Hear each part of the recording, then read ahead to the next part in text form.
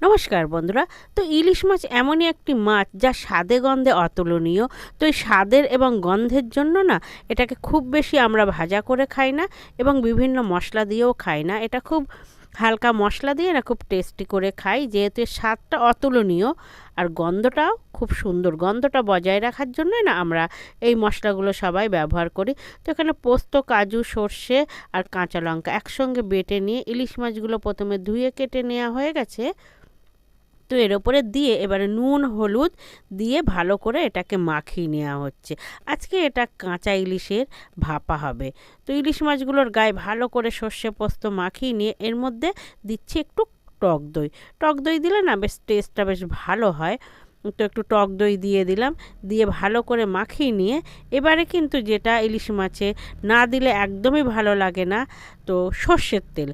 ইলিশ মাছ কিন্তু সর্ষের তেলেই ভালো হয়, আর ভাপার ক্ষেত্রে তো অবশ্য করেই সর্ষের তেল লাগবে।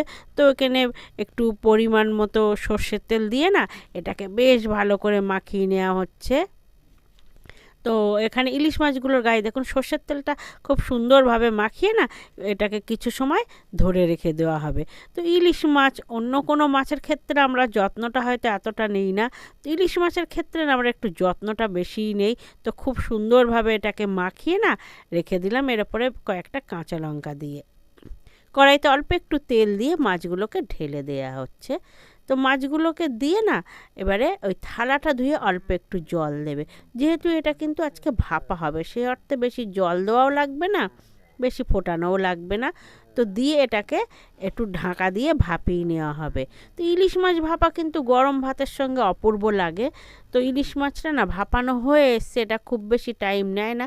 এর মধ্যে আবার নামানোর আগে বেশ কিছুটা কাঁচা সর্ষের তেল দিয়ে একটু নাড়িয়ে নিয়েই মাছটাকে ঢেলে দেওয়া হয়েছে। তো ইলিশ মাছ ভাপানো কিন্তু কমপ্লিট।